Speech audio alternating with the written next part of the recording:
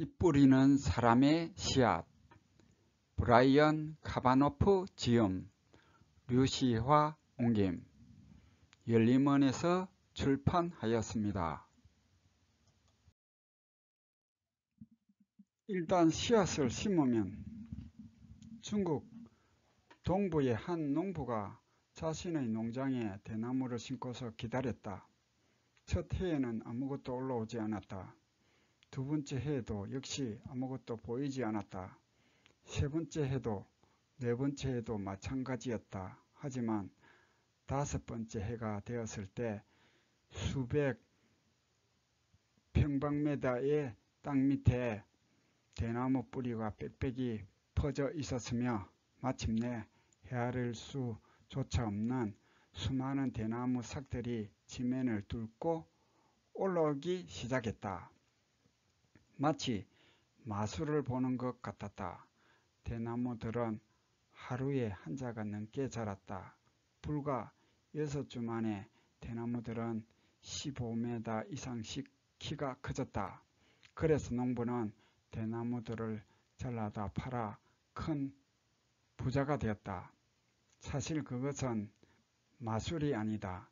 이 대나무는 중국 동부에 자라는 것으로 모소라는 이름을 갖고 있으며 삭을 내기 전에 뿌리가 사방 수십 미터까지 뻗어간다.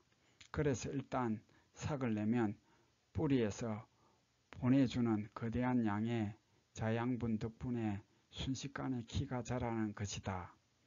5년이라는 기간은 말하자면 뿌리를 내리기 위한 준비 기간인 셈이다. 자신이 뿌린 씨앗에 확신을 갖는다면 누구든지 이와 같이 될 수 있다. 조엘 웰던. 기도하는 손.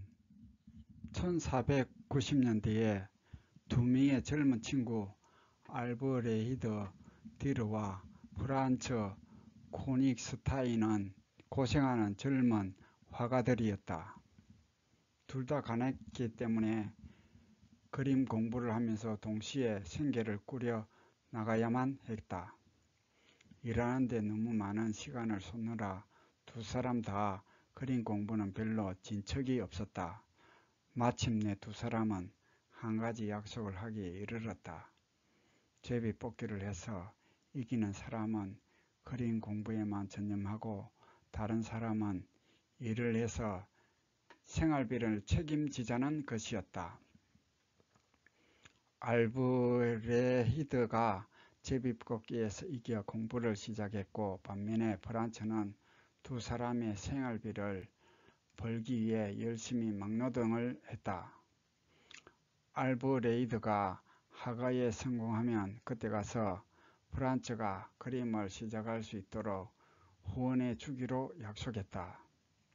알브레히드는 그림 공부를 하러 유럽의 도시를 떠났다. 이제 세상은 그가 재능 있는 화가일 뿐 아니라 그림의 천재라는 사실을 인정하기 시작했다. 화가로서 대성공을 거둔 알브레히드는 프란츠와의 약속을 지키기 위해 돌아왔다. 이제 그가 돈을 대고 프란츠가 그림을 시작할 때였다.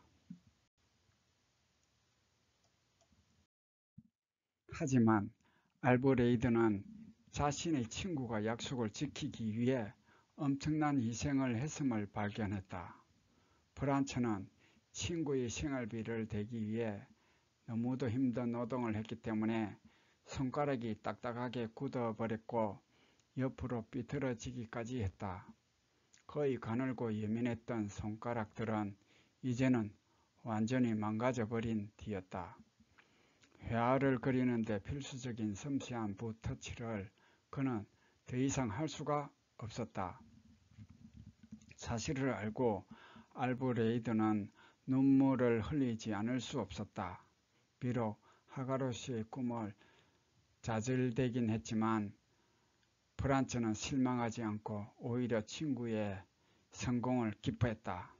어느 날 알브레히드는 약속도 하지 않고 친구를 방문했다.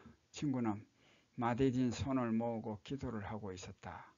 비록 그 자신은 더 이상 화가가 될 수 없지만 친구의 성공을 조용히 빌어주고 있었다. 위대한 천재 화가 알브레이드 딜런은 재빨리 그 충실한 친구의 기도하는 손을 스케치했고 나중에 이 그림을 기도하는 손이라는 제목의 걸작으로 탄생시켰다. 오늘날 전 세계의 수많은 미술관들이 알브레이드 딜의 작품을 소장하고 있다. 그 중에서도 특히 이 걸작은 사랑과 희생과 감사의 감동적인 이야기를 전해주고 있다. 그것은 세상의 수많은 사람들에게 삶에서 용기와 힘과 위안을 발견할 수 있도록 도와준다. 작자 미상.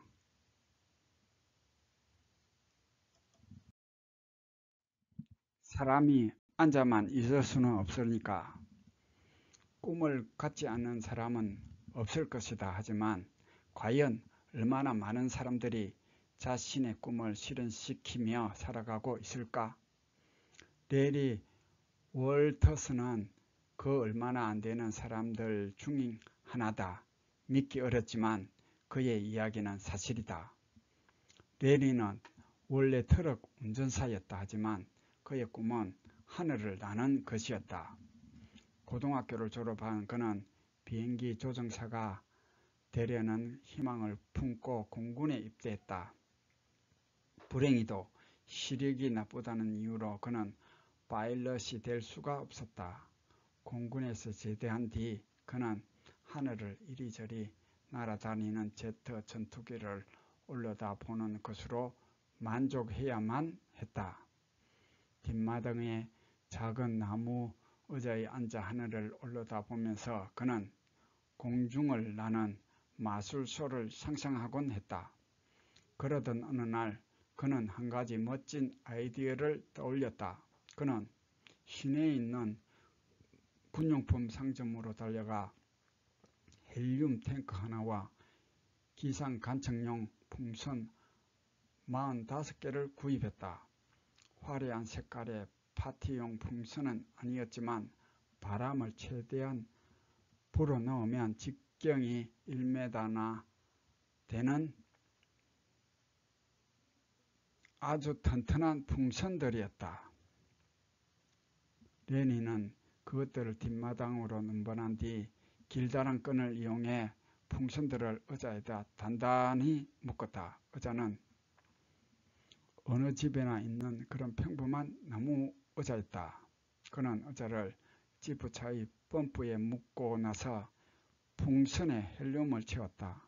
그 다음 샌드위치와 마실 것 그리고 착륙을 위해 풍선 몇 개를 터뜨릴 수 있도록 공기총 한 자루를 챙겼다.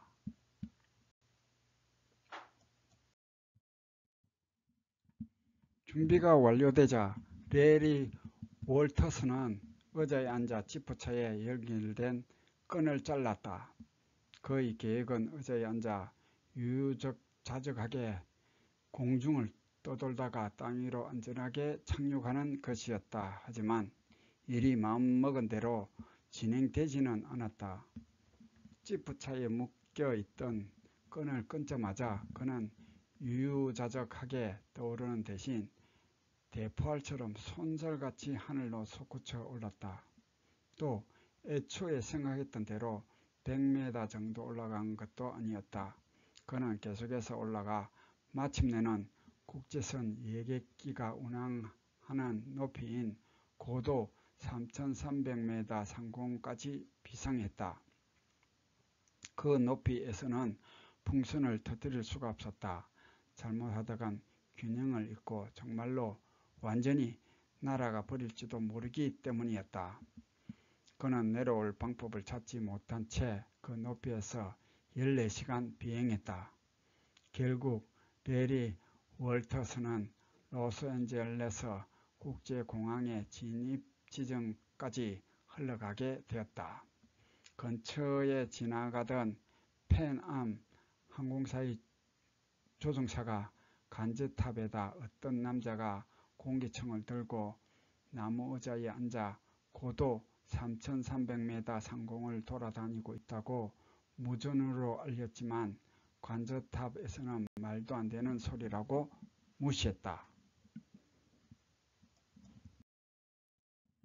로스앤젤레스 국제공항은 바닷가 바로 옆에 위치해 있으며 우리가 학교에서 배운 대로 밤이 되면 해안가에서는 바람의 방향이 바뀐다. 그래서 하원역쯤에 레리는 바다 위를 떠돌고 있었다. 이 무렵 미국 해군에서 레리를 구조하기 위해 헬리콥터를 띄웠다. 하지만 구조대는 레리에게 접근할 수가 없었다. 프로펠러가 내는 바람 때문에 가까이 다가갈수록 레리가 만든 신발명품은 점점 더 달아났다. 마침내 구조대는 더 상공으로 올라가 위쪽에서 레리에게 구조 사다리를 내렸으며 레리는 그것에 매달려 안전히 지상에 착륙할 수 있었다. 지상에 내리자마자 레리는 곧장 경찰에 체포되었다.